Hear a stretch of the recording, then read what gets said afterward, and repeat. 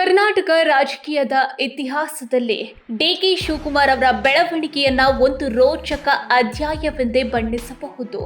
ಒಬ್ಬ ಸಾಮಾನ್ಯ ಕಾರ್ಯಕರ್ತನಾಗಿ ರಾಜಕೀಯ ಜೀವನದ ಅಡಿಪಾಯ ಹಾಕಿದ ಅವರು ಇಂದು ಕಾಂಗ್ರೆಸ್ ಪಕ್ಷದ ಅತಿದೊಡ್ಡ ಮತ್ತು ಅನಿವಾರ್ಯ ಶಕ್ತಿಯಾಗಿ ಬೆಳೆದು ನಿಂತಿರುವುದು ಯಾವುದೇ ಪವಾಡವಲ್ಲ. ಬದಲಾಗಿ ಅದು ಅವರ ದಶಕಗಳ ಹಠ ಮತ್ತು ಸಂಘಟನಾ ಚತುರತೆಗೆ ಸಾಕ್ಷಿ.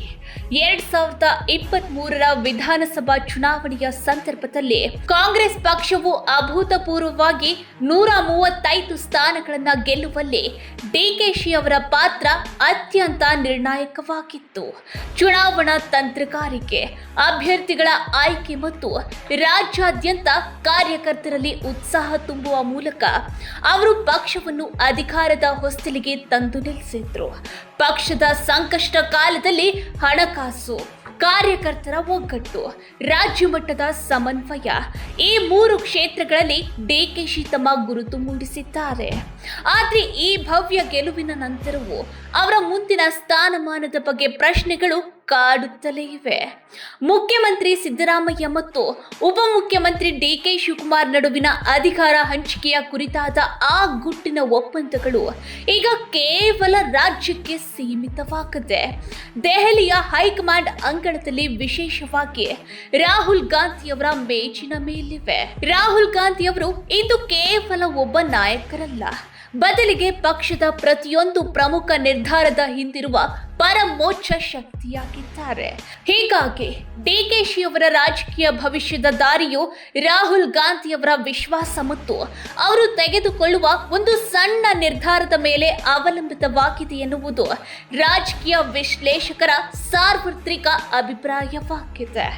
ಡಿಕೆ ಶಿವಕುಮಾರ್ ಮತ್ತು ರಾಹುಲ್ ಗಾಂಧಿಯವರ ನಡುವಿನ ಬಾಂಧವ್ಯವು ಕೇವಲ ಒಬ್ಬ ನಾಯಕ ಮತ್ತು ಕೆಳ ಹಂತದ ನಾಯಕನ ನಡುವಿನ ವ್ಯಾವಹಾರಿಕ ಸಂಬಂಧವಲ್ಲ. ಅದು ರಾಜಕೀಯದ ಕರಾಳ ಮತ್ತು ಕಷ್ಟದ ದಿನಗಳಲ್ಲಿ ಬೆಸೆದ ಒಂದು ಗಟ್ಟಿ ನಂಬಿಕೆಯ ಸೇತುವೆಯಾಗಿದೆ. ಡಿಕೆಶಿ ಅವರು ಜಾರಿ ನಿರ್ದೇಶನಾಲಯದ ಇಡಿ ಕಠಿಣ ವಿಚಾರಣೆಗೆ ಒಳಗಾಗಿ ತಿಹಾರ್ ಜೈಲಿನಲ್ಲಿದ್ದಾಗ ಇಡೀ ಪಕ್ಷವೇ ಅವರ ಹೆಸರನ್ನು ಎತ್ತಲು ಹಿಂಜರಿಯುತ್ತಿದ್ದ ಸಮಯದಲ್ಲಿ ರಾಹುಲ್ ಹಾಗೂ ಸೋನಿಯಾ ಗಾಂಧಿಯವರು ಖುದ್ದಾಗಿ ಜೈಲಿಗೆ ಭೇಟಿ ನೀಡಿ ಅವರಿಗೆ ಸಾಂತ್ವನ ಹೇಳಿದ್ದು ಅವರ ರಾಜಕೀಯ ಜೀವನದ ಅತಿ ದೊಡ್ಡ ತಿರುವು. ಈ ಒಂದು ಮಾನವೀಯ ಮತ್ತು ರಾಜಕೀಯ ನಡೆ ಡಿಕೆ ಶಿವಕುಮಾರ್ ಅವರನ್ನು ಗಾಂಧಿ ಕುಟುಂಬಕ್ಕೆ, ವಿಶೇಷವಾಗಿ ಸೋನಿಯಾ ಗಾಂಧಿಯವರಿಗೆ ಅತ್ಯಂತ ಆಪ್ತರನ್ನಾಗಿ ಮಾಡಿತ್ತು. ರಾಹುಲ್ ಗಾಂಧಿಯವರ ದೃಷ್ಟಿಯಲ್ಲಿ ಡಿಕೆಶಿ ಎಂದರೆ ಕೇವಲ ಒಬ್ಬ ರಾಜ್ಯ ನಾಯಕನಲ್ಲ, ಬದಲಿಗೆ ಸಂಕಷ್ಟದ ಸಮಯದಲ್ಲಿ ಪಕ್ಷವನ್ನು ಬೆನ್ನಿಗೆ ಹಾಕಿಕೊಂಡು ನಡೆಯುವ ಎಂತಹದ್ದೇ ತನಿಖಾ ಸಂಸ್ಥೆಗಳ ಸವಾಲು ಎದುರಾದರೂ ಎದೆಗುಂದದ ಒಬ್ಬ ನಿಷ್ಠಾವಂತ ಸೈನಿಕ. ಈ ಅದಮ್ಯ ನಿಷ್ಠೆಯೇ ಇಂದು ಅವರಿಗೆ ಹೈಕಮಾಂಡ್ ಮಟ್ಟದಲ್ಲಿ ದೊಡ್ಡ ಗೌರವ ಮತ್ತು ಪ್ರಭಾವವನ್ನು ತಂದುಕೊಟ್ಟಿದೆ. ರಾಹುಲ್ ಗಾಂಧಿಯವರು ಡಿಕೆಶಿ ಅವರ ಮೇಲೆ ಇಟ್ಟಿರುವ ಈ ಅಪಾರ ನಂಬಿಕೆಯೇ ಅವರ ಮುಂದಿನ ರಾಜಕೀಯ ಏಳಿಗೆ ಮತ್ತು ಸವಾಲುಗಳ ಎದುರು ರಕ್ಷಣಾ ಕವಚವಾಗಿ ಕೆಲಸ ಮಾಡಲಿದೆ ಎಂದು ವಿಶ್ಲೇಷಿಸಲಾಗುತ್ತಿದೆ. ಇಲ್ಲಿ ರಾಜಕೀಯ ಲೆಕ್ಕಾಚಾರ ಸೂಕ್ಷ್ಮ. ಸಿದ್ದರಾಮಯ್ಯ ಹಿಂದುಳಿದ ವರ್ಗಗಳ ಬಲವಾದ ನೆಲೆ, ಡಿಕೆಶಿ ಒಕ್ಕಲಿಗ ಸಮುದಾಯದ ಪ್ರಭಾವಿ ಮುಖ, ಸಂಪನ್ಮೂಲ ಶಕ್ತಿ, ಸಂಘಟನಾ ಹಿಡಿತ. ಹೈಕಮಾಂಡ್ ಮುಂದೆ ಇರೋ ಒಂದೇ ಒಂದು ಪ್ರಶ್ನೆ: ಜನಪ್ರಿಯ ಆಡಳಿತ ಮುಂದುವರಿಸಬೇಕೆ ಅಥವಾ ಸಂಘಟನಾ ಶಕ್ತಿಗೆ ನಾಯಕತ್ವ ಹಸ್ತಾಂತರಿಸಬೇಕೆ ಅನ್ನೋದು. ಲೋಕಸಭೆ ಫಲಿತಾಂಶ, ಉಪಚುನಾವಣೆಗಳ ಸಂದೇಶ, ಪ್ರಾದೇಶಿಕ ಸಮೀಕರಣ ಈ ಎಲ್ಲವೂ ನಿರ್ಧಾರವನ್ನು ಪ್ರಭಾವಿಸಲಿದೆ. ಕರ್ನಾಟಕದ ಅಧಿಕಾರ ರಾಜಕಾರಣದಲ್ಲಿ ಮುಖ್ಯಮಂತ್ರಿ ಬದಲಾವಣೆಯ ಚರ್ಚೆಗಳು ಗಾಳಿಯಲ್ಲಿ ತೇಲಿ ಬರುತ್ತಲೇ ಇವೆ. ಸಿದ್ದರಾಮಯ್ಯ ಅವರು ಜನಪ್ರಿಯ ಮಾಸ್ ಲೀಡರ್ ಆಗಿದ್ರು. ಇಡೀ ಪಕ್ಷದ ಸಂಘಟನೆಯ ಜವಾಬ್ದಾರಿಯನ್ನ ಹೆಗಲ ಮೇಲೆ ಹೊತ್ತು ನಡೆಸುತ್ತಿರುವ ಡಿಕೆಶಿ ಅವರನ್ನ ಕಡೆಗಣಿಸುವುದು ರಾಹುಲ್ ಗಾಂಧಿ ಅವರಿಗೂ ಅಷ್ಟು ಸುಲಭವಲ್ಲ. ಇಲ್ಲಿ ರಾಹುಲ್ ಗಾಂಧಿ ಅವರ ಮುಂದೆ ಇಂದು ಅತ್ಯಂತ ಜಟಿಲವಾದ 2 ಸವಾಲುಗಳಿವೆ. ಒಂದು ಕಡೆ ಸಿದ್ದರಾಮಯ್ಯನವರ ಪರವಾಗಿರುವ ಬಲಿಷ್ಠ ಅಹಿಂದ ಮತ ಬ್ಯಾಂಕ್ ಮತ್ತು ಅವರ ಆಡಳಿತಾತ್ಮಕ ಅನುಭವ, ಇನ್ನೊಂದು ಕಡೆ ಡಿಕೆಶಿ ಅವರ ಸಂಘಟನಾ ಶಕ್ತಿ, ಆರ್ಥಿಕ ಸಂಪನ್ಮೂಲ ಮತ್ತು ಒಕ್ಕಲಿಗ ಸಮುದಾಯದ ಪ್ರಶ್ನಾತೀತ ನಾಯಕತ್ವ. ರಾಹುಲ್ ಗಾಂಧಿ ಅವರು ಡಿಕೆಶಿ ಅವರಿಗೆ ಮುಖ್ಯಮಂತ್ರಿ ಪಟ್ಟವನ್ನ ಯಾವ ನಿರ್ದಿಷ್ಟ ಸಮಯದಲ್ಲಿ ನೀಡಬೇಕು ಅಥವಾ ರಾಷ್ಟ್ರ ರಾಜಕಾರಣದ ದೊಡ್ಡ ಕ್ಯಾನ್ವಸ್ನಲ್ಲಿ ಅವರನ್ನು ಹೇಗೆ ಬಳಸಿಕೊಳ್ಳಬೇಕು ಎಂಬ ಬಗ್ಗೆ ಅತ್ಯಂತ ಸೂಕ್ಷ್ಮವಾದ ಲೆಕ್ಕಾಚಾರಗಳನ್ನ ಹಾಕ್ತಿದ್ದಾರೆ. ಮುಂಬರುವ ಲೋಕಸಭೆ ಚುನಾವಣೆಗಳ ನಂತರದ ಬದಲಾವಣೆ ಮತ್ತು ರಾಜ್ಯದ ರಾಜಕೀಯ ಸ್ಥಿರತೆಯು ರಾಹುಲ್ ಗಾಂಧಿಯವರ ನಿರ್ಧಾರದ ಮೇಲೆ ನಿಂತಿದೆ. ಡಿಕೆಶಿ ಅವರ ರಾಜಕೀಯ ಭವಿಷ್ಯವು ಈಗ ರಾಹುಲ್ ಗಾಂಧಿಯವರು ನೀಡುವ ಆ ಒಂದು ಗ್ರೀನ್ ಸಿಗ್ನಲ್ಗಾಗಿ ದೆಹಲಿಯ ಹಾದಿಯತ್ತ ಕಾದು ಕುಳಿತಿದೆ ಎನ್ನಬಹುದು. ಇಷ್ಟು ದಿನ ತಾಳ್ಮೆಯಿಂದ ಡಿಕೆ ಶಿವಕುಮಾರ್ ಅವರು ಈಗ ಕೊನೆಗೂ ತಮ್ಮ ಅಸಮಾಧಾನವನ್ನು ಹೊರಹಾಕಲು ಸಿದ್ಧರಾಗಿದ್ದಾರೆ ಎಂಬುದು ಅವರ ಇತ್ತೀಚಿನ ದೆಹಲಿ ಭೇಟಿಯಿಂದ ಸ್ಪಷ್ಟವಾಗ್ತಿದೆ. ರಾಜ್ಯದ ಬಜೆಟ್ ಮಂಡನೆಯಂತಹ ಅತ್ಯಂತ ಮಹತ್ವದ ಪೂರ್ವಭಾವಿ ಸಭೆಗಳನ್ನ ಬದಿಗಿಟ್ಟು ಅವರು ದೆಹಲಿಗೆ ಹಾರಿದ್ದಾರೆ ಎಂದ್ರೆ ಅದರ ಗಂಭೀರತೆಯನ್ನು ಯಾರು ಬೇಕಾದರೂ ಊಹಿಸಬಹುದು.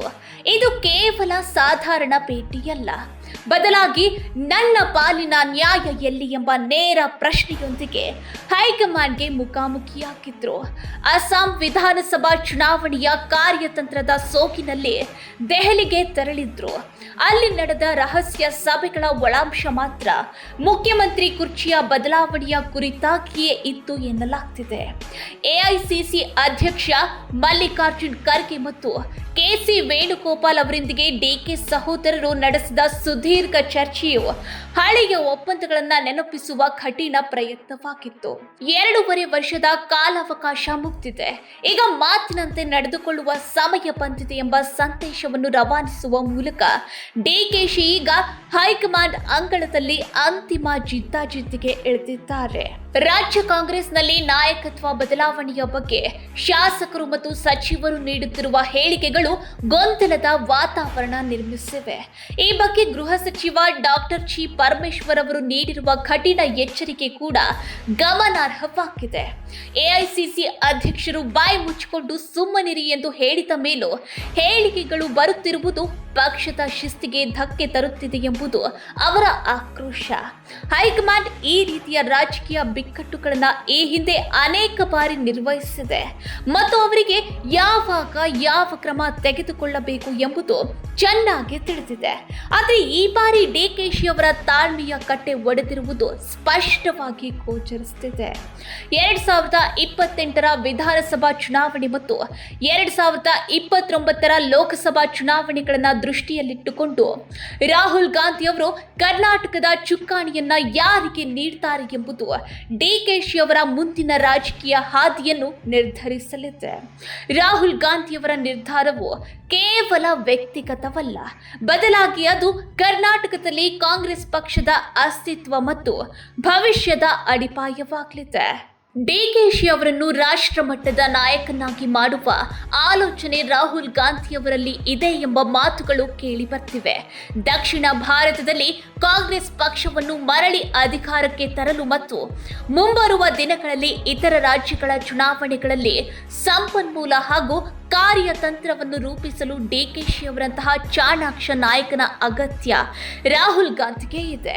ಒಂದು ವೇಳೆ ಕರ್ನಾಟಕದಲ್ಲಿ ಮುಖ್ಯಮಂತ್ರಿ ಸ್ಥಾನ ಸಿಗುವುದು ವಿಳಂಬವಾದರೆ ಡಿಕೆಶಿ ಅವರಿಗೆ ಎಐಸಿಸಿಯಲ್ಲಿ ಪ್ರಭಾವಿ ಸ್ಥಾನ ನೀಡಿ ರಾಷ್ಟ್ರ ಮಟ್ಟದಲ್ಲಿ ರಾಹುಲ್ ಗಾಂಧಿಯವರ ಬಲಗೈ ಬಂಟನನ್ನಾಗಿ ಮಾಡುವ ಸಾಧ್ಯತೆಗಳನ್ನು ತಳ್ಳಿ ಹಾಕುವಂತಿಲ್ಲ.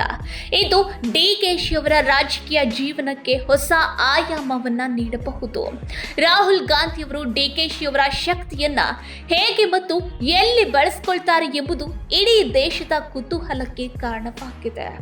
ಇದು ಪಕ್ಷದೊಳಗಿನ ಅಸಮಾಧಾನವೇ ಅಥವಾ ಶಿಸ್ತಿನ ಸಂದೇಶವೇ ಅನ್ನೋದು ಗೊತ್ತಿಲ್ಲ. ಹಾಗಾದ್ರೆ ಡಿಕೆಶಿ ಸಿಡಿದೆದ್ದದ್ದು ಒತ್ತಡದ ರಾಜಕೀಯವೇ ಅಥವಾ ನಾಯಕತ್ವ ಬದಲಾವಣೆಯ ಮುನ್ನೋಟವೇ? ರಾಹುಲ್ ಗಾಂಧಿಯ ಗ್ರೀನ್ ಸಿಗ್ನಲ್ ಯಾವಾಗ?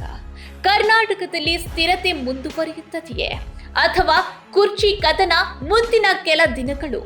ರಾಜ್ಯ ರಾಜಕೀಯದ ದಿಕ್ಕು ನಿರ್ಧರಿಸಬಹುದಾದ ಕ್ಷಣಗಳು ಎದುರಾಗಬಹುದು.